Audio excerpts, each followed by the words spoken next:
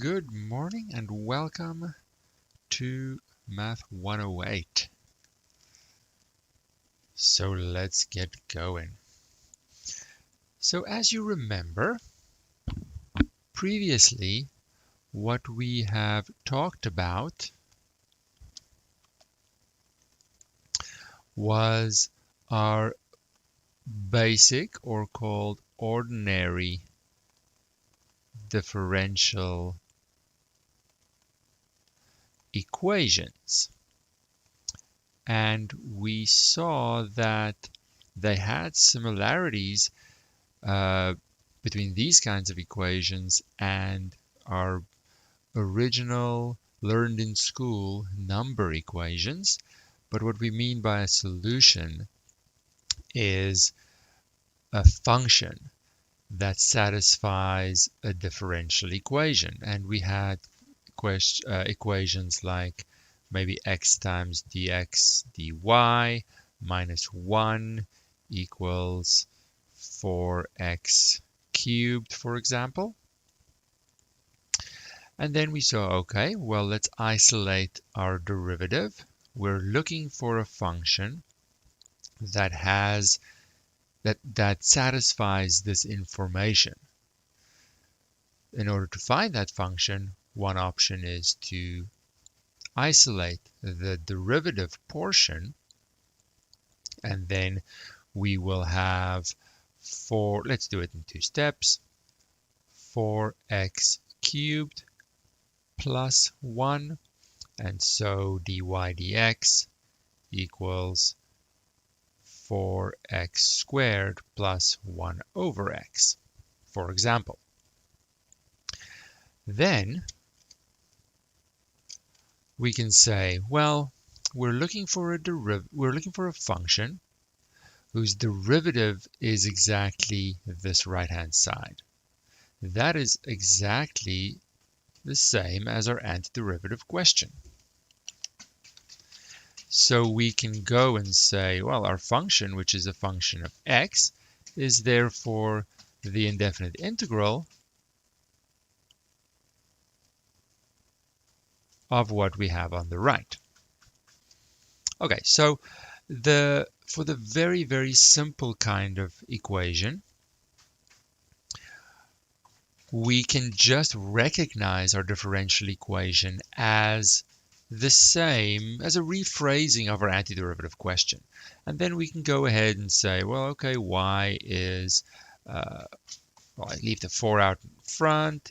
I have an x cubed with a correction, and this one is going to be natural log of x, and I add my c and so on. So before we worry about a particular solution, let's just get to the general solution, because that's the part where we solve the differential equation.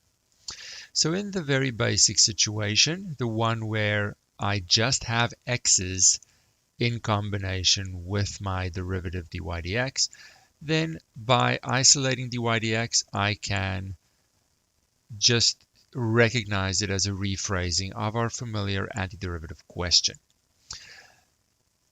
The problem, however, is what if we have more complicated differential equations? Not like this example where we just have x's, but maybe there are some y's in there as well. So what about an equation like, let's say, y dy dx? Sure, there can be some x's here. Maybe there's an x squared, and maybe the other side just a 1. What about an equation like that? Now, recognizing it as a straightforward antiderivative question is not as easy for us. So what we're going to branch out to and expand on what we have is identify a new type of differential equation. And it's going to be a separable equation. That's going to be its name. And what that is going to be is we're going to have, it's going to be any differential equation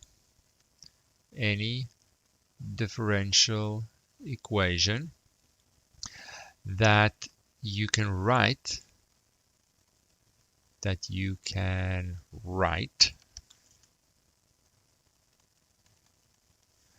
in the form dy dx. Now, of course, the variables could be different, but the idea is the same. Now, it doesn't really matter here. I have a function in y, and I have a function in x, separated by this divider line to have all the y variables on one side of the line and all the x variables on the other side of the line. Now, it doesn't matter which side they occur, as long as I have them like that. Actually, maybe I'll prefer the second one. It doesn't matter at all. I want to be able to separate them, or I can go even further, or I can have, let's focus on this one and recognize that we can write, no, the function doesn't actually matter, right? I can recognize that I can write it like this, have only y's with my derivative and only x's on the other side. Let's maybe focus on something like that. So we're able to separate the variables, the x's and y's that could be floating around. We're able to separate them from each other. This top example is a separable equation because I can write it like this. Maybe this is the easiest version to get a handle on, the one in the box, though I can see the general form in different ways. Perhaps this is the best one. When I have the derivative with all the y's with it, and on the other side of the equation, all the x's, then it's going to be a separable differential equation. So we want to level up our ability to solve differential equations by looking at more complicated differential equations like this. And that's the only type we are going to look at. Now, for these kinds of equations, we have a very convenient method to help us figure out what the solution is. Let me just make a new page.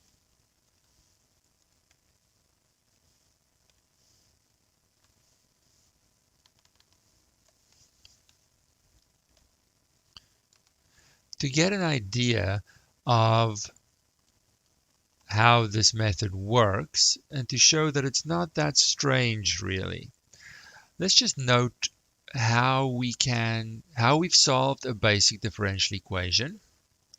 Let's just not have any y's in it. Let's just take a 2x. Nice and simple. What have we done before? Well, the very first thing we did was we recognized what this information is and realized that it is simply asking for my antiderivative question. It is simply asking the antiderivative question, and then I can go ahead and find that antiderivative, and I have a solution to the equation. Okay. Another way we can see this very same simple example is see the derivative, the little d notation, dy dx, as something that we can separate into pieces. So we are going to separate the variables. Now we've seen that in our substitution method, and one would have to go and formally show that these little dy and dx's follow the same rule as fractions, and I'm allowed to do that. But luckily that is the case, and what it does is it helps us solve more complicated differential equations.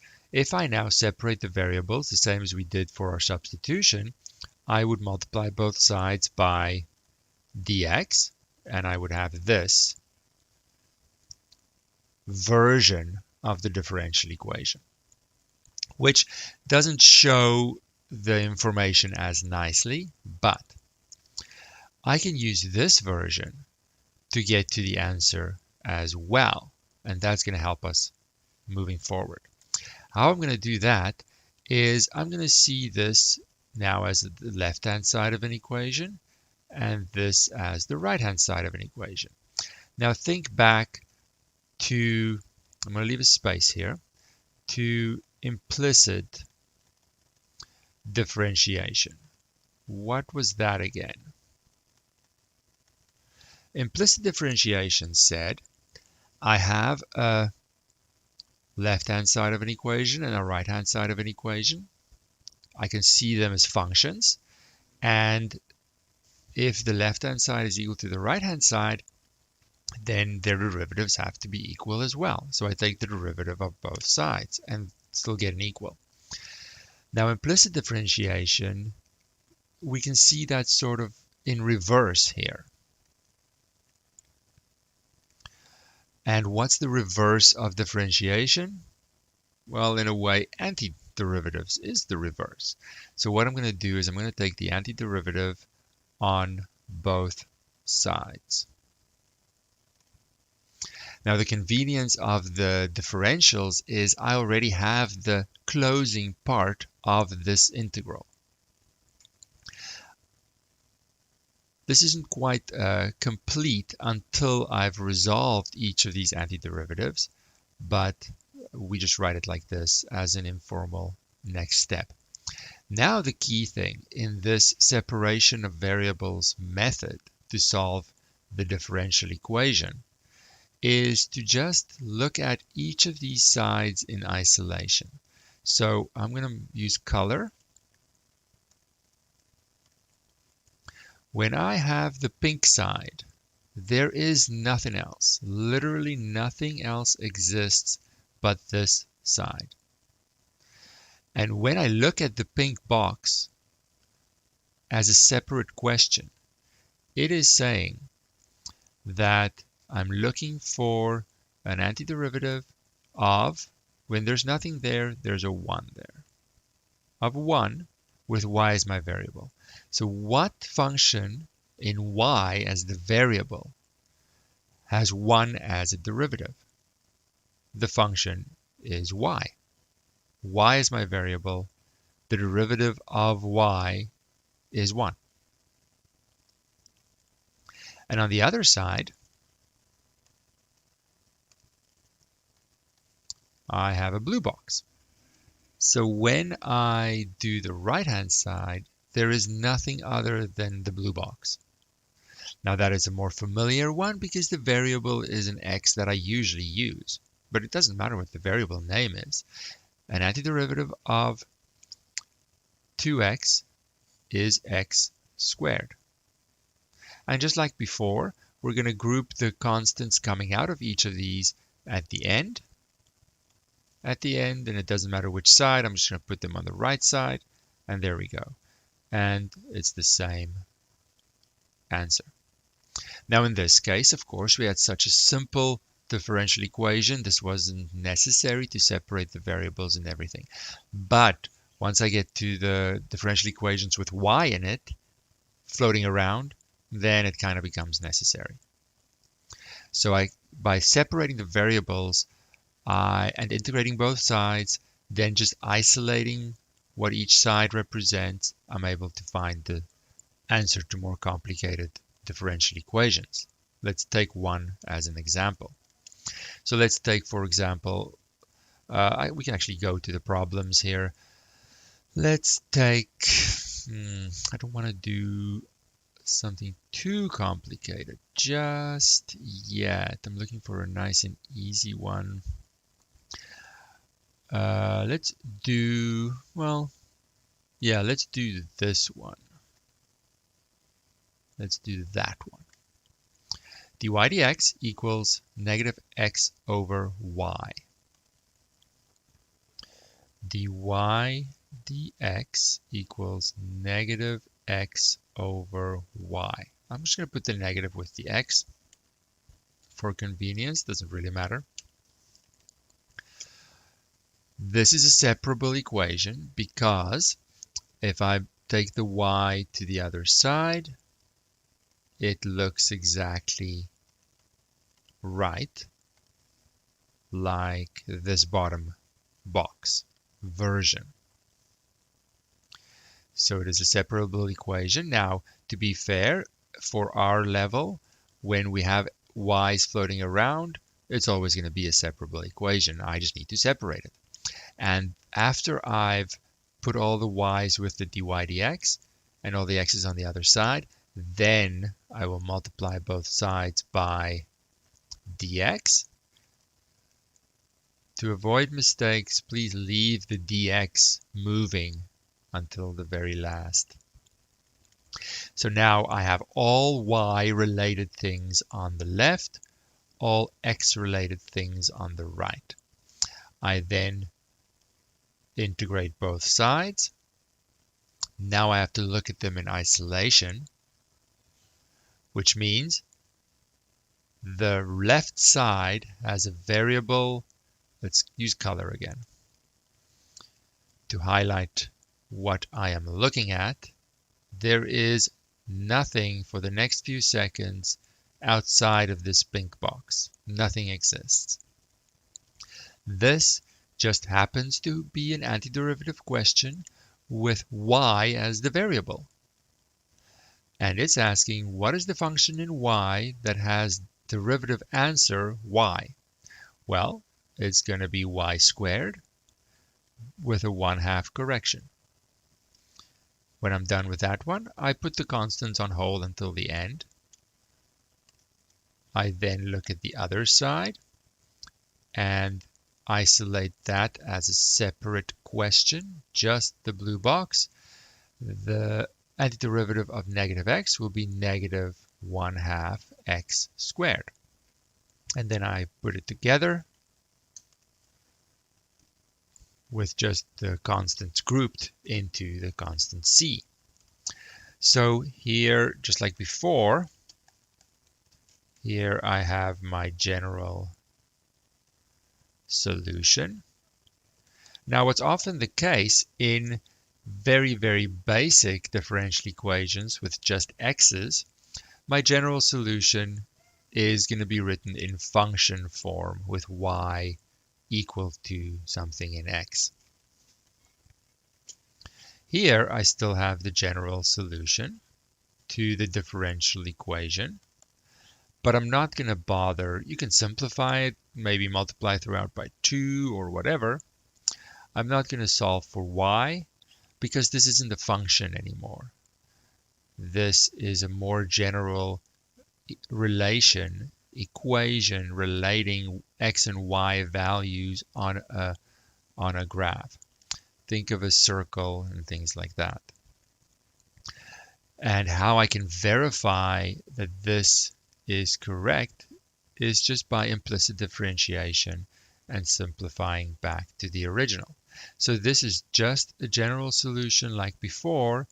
Just don't care too much to have to solve for y every time, because starting from a more general differential equation, I might end up with something a little bit more general than a function. I still have an equation that relates x and y. So we've moved on to something a little bit more general, and the general solution could look a little fancier as well.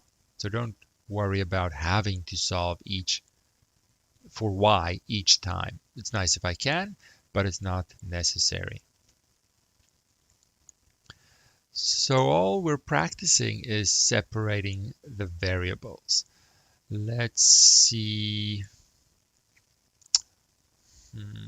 Looking for, let's go this one.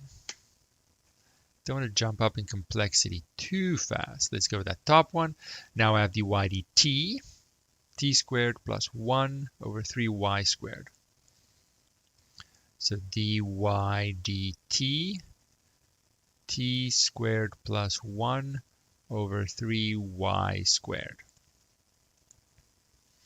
Is that a separable equation? Yes, it is. I think it's a very good habit to do it in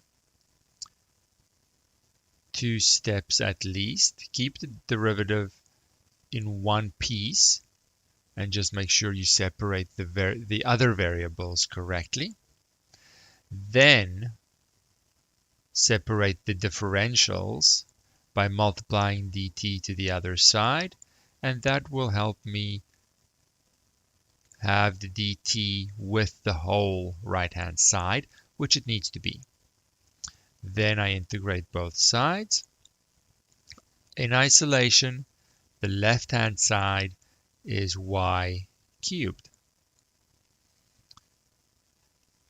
In isolation, the right-hand side is a third t cubed plus t, and I group all the constants coming from each one together in a single representation, c.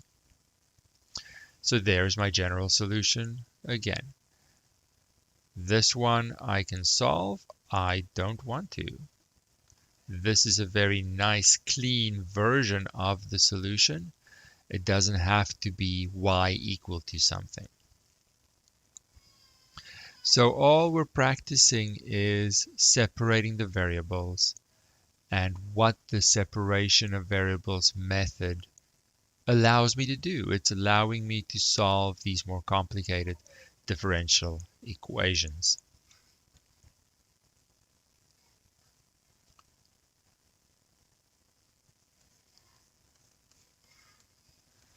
Now we'll come to particular solutions in a second, because it's not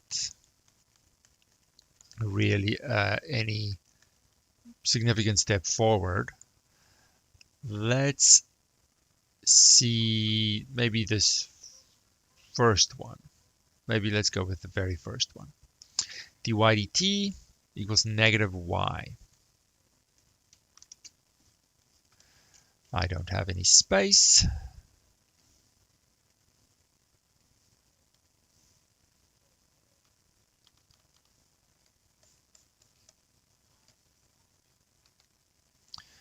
All right, so here's our next one. dy dt equals negative y. How would I separate the variables? If I just leave, like my step for creating good habits is to leave the derivative in one piece first and try and get to this box form, where all the other y variables are grouped with the derivative and all the independent variable x or t or whatever it is will be grouped on the other side. So this box is what I'm trying to go for first. Then I'll simply move that bottom differential to the other side. But I've seen people try and do too much at once and then create a separate equation that isn't quite the same. So how I need to get the y to the left. Now you can put, so what I really have here is having to divide both sides by negative y to get negative 1 over y dy dt equals 1. Now I see it, like the box, as a separable equation. I just have to move the dt to the other side to finish it. So negative 1 over y dy equals dt. Then I integrate both sides. Now the right-hand side is going to be super easy, right? It's just going to be antiderivative of 1 with respect to t. It's just t. And I'll put the constants there now before I forget. The left-hand side, I keep the negative out of it. 1 over y with y as the variable. I have to forget what y actually means. I just see the left-hand side in isolation. It's the natural log of y. Now, for our level, we don't care about the most general version of this. If you move on to uh, more formal calculus and things like that, we have absolute values here. I don't care about any of that for this level. Now I can leave it like this. There's a perfectly fine general solution. Perfectly fine general solution. Nothing to it. It's just separating the variables. To avoid mistakes, I prefer keeping the derivative solid and at the very end separating those differentials. Integrating both sides, I just need the practice to see these sides in isolation. That is the main challenge. But it's all just a matter of practice. Practice.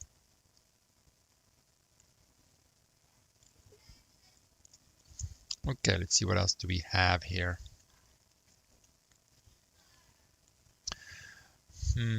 Let's go with...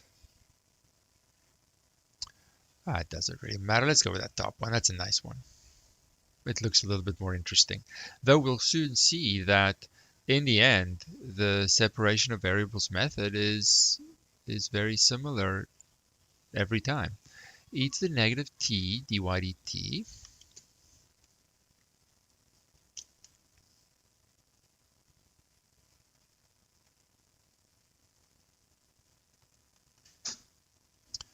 and what's next? Y to the negative 2. All right.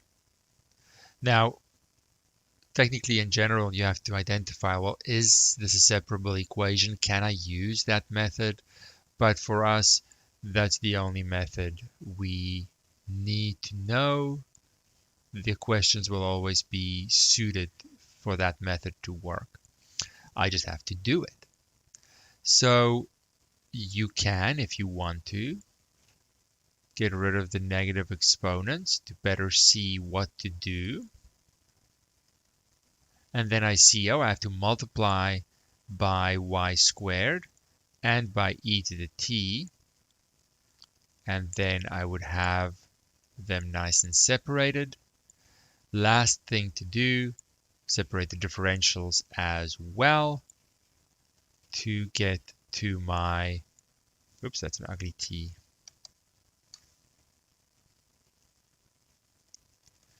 To get to my separated version of the differential equation. Same thing always, we're just practicing, and that repetition helps me to get some confidence. When they're separated, integrate both sides. Now do them in isolation. Left-hand side is just an antiderivative question in y. Antiderivative of y squared will be y cubed with a 1/3 correction. Antiderivative of e to the t with t as my variable is e to the t. Group all the constants. General solution. Nothing to it. Well, not nothing, but this separation of variables method is designed to be straightforward to use and fairly simple if I just know how to approach it. So let's go over to our particular solution group of questions. But we'll see once we have the general solution, the rest is really a formality to find the constant involved. Let's do the first 2 dy dt, 2t over y.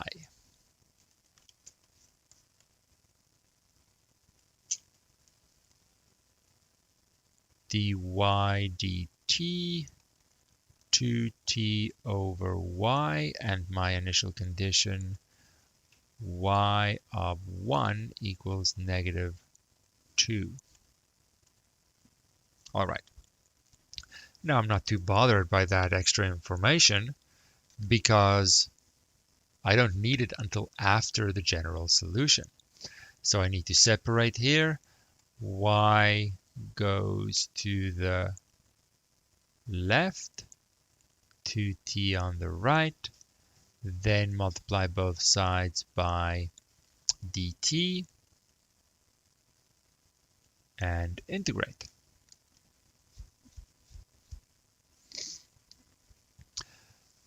The left-hand side, 1/2 y squared. The right-hand side, t squared. And my constants are all grouped together. That's my general solution. General solution. Then I use the extra information that says when t is 1, y is -2.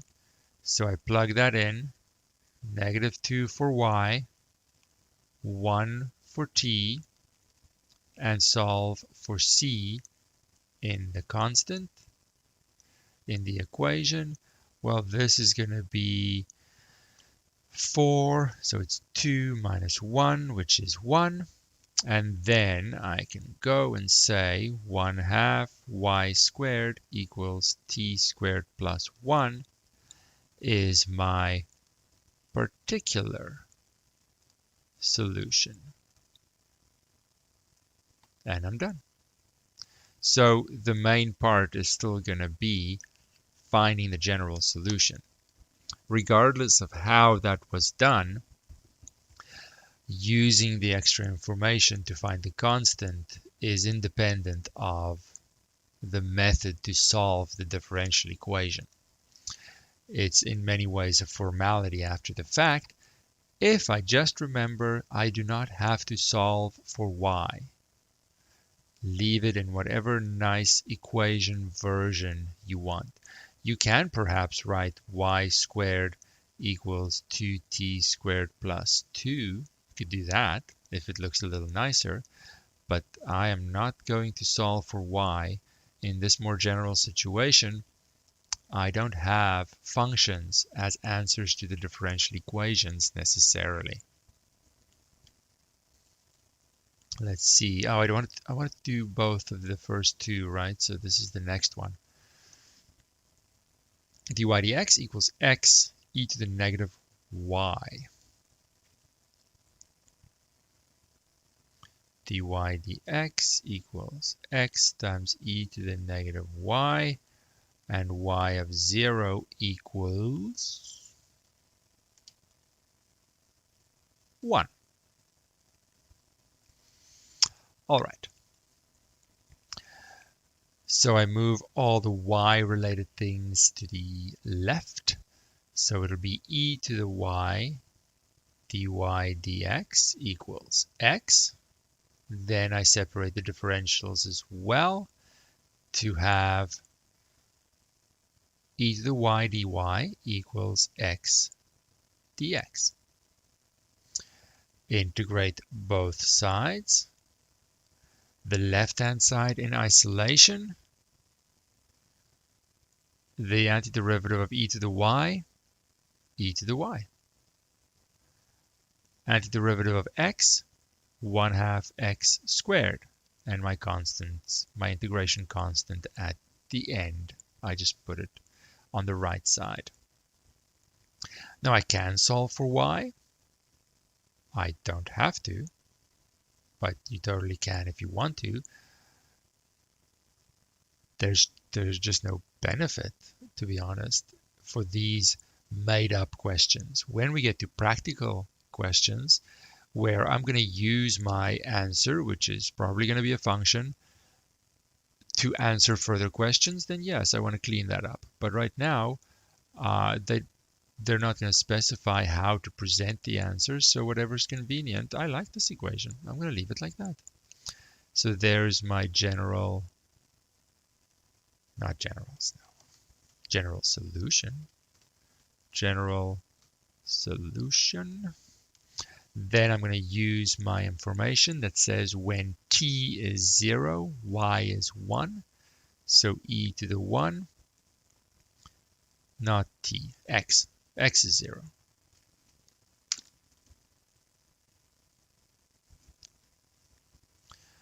X is 0 over there.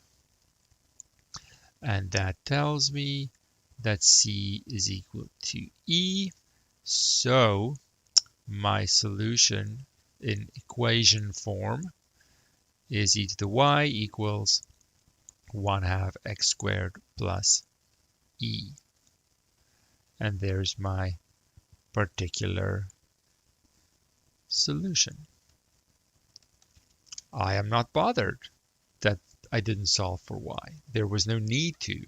There was no practical problem where I have to use this further, justifying that I simplify it.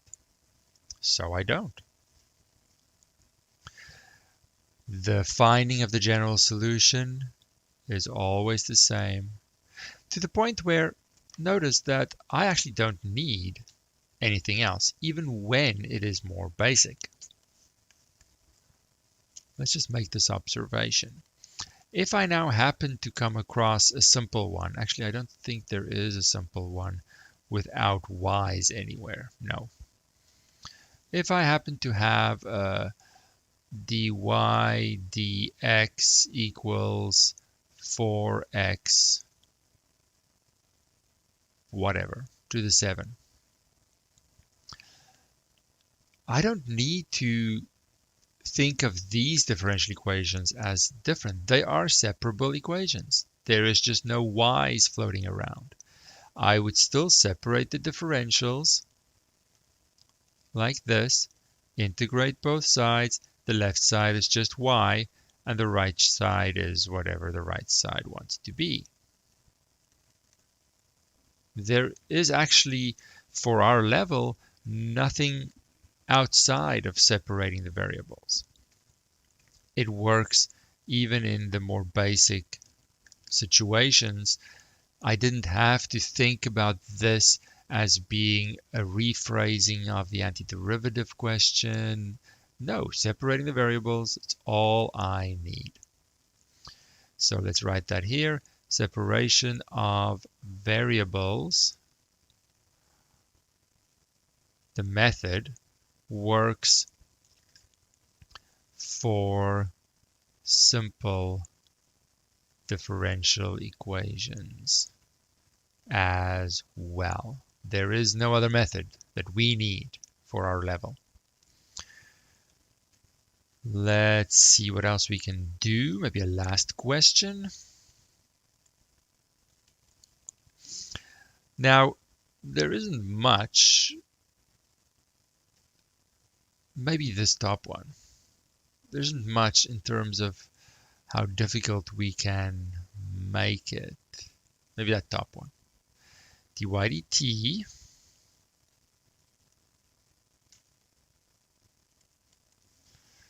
equals 3ty minus 2t. 3ty minus 2t. And I have an initial condition, y of 0 equals 1. All right. So let's have that as our last example and just pay close attention to how I would rewrite this equation to separate the variables correctly. I've seen people, and I don't understand it, but I've seen people just move the y however they want to. Oh, I see a y, I'm just going to put it on the left. Well, I have to still follow the rules of arithmetic. And I have multiple terms here. So it's not going to be that simple. I can't just divide by y, then I create a little y over there. And it's not really separated. So what I first have to do is factor out a t. I have to have multiplication here before I can successfully separate the variables. I also can't move this guy to the left and then say, oh, but all the y's are on the left. Yeah, but what about the t? If I then divide by the t, then there's a 1 over t with this guy, and it just doesn't, it's not going to work with addition and subtraction. So my separation procedure is really done by way of multiplication and division. So I have to make sure I don't have multiple terms on one side.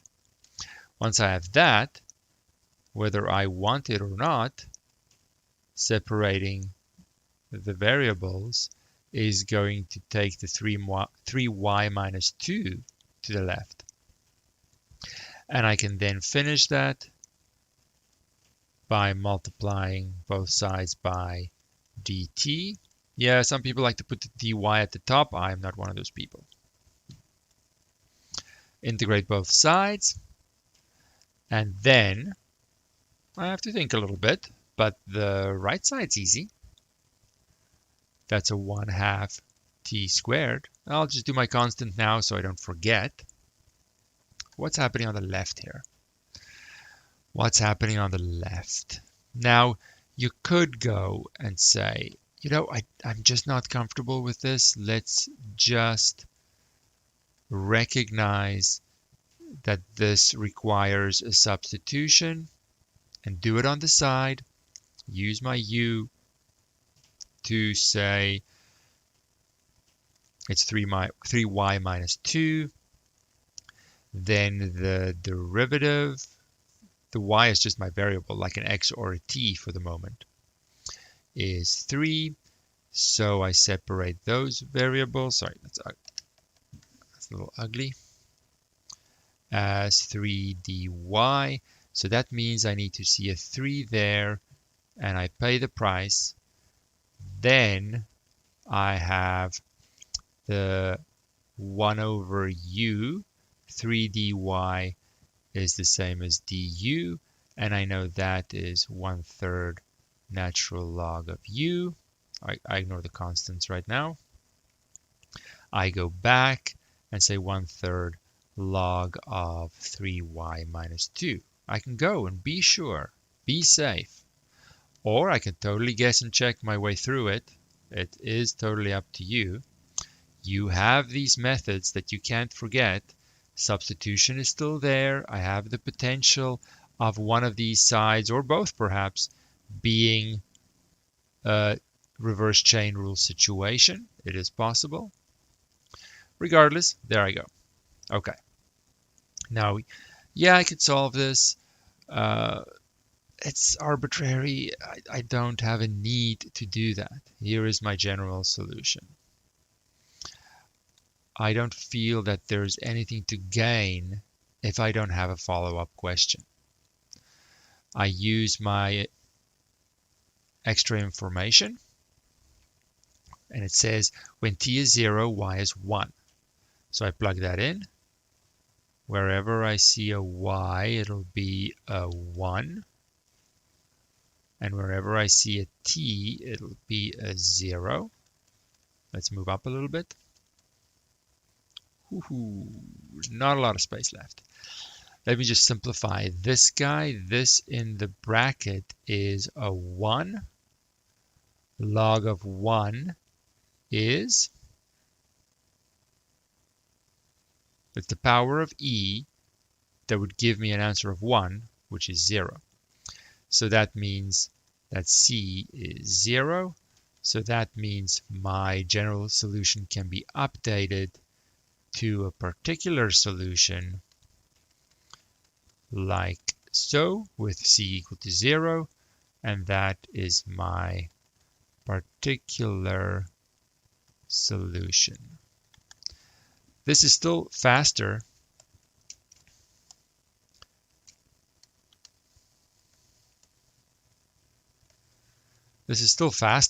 than if I try to solve for y, run the risk of a mistake, then I still have to plug the initial condition in to get the value of c.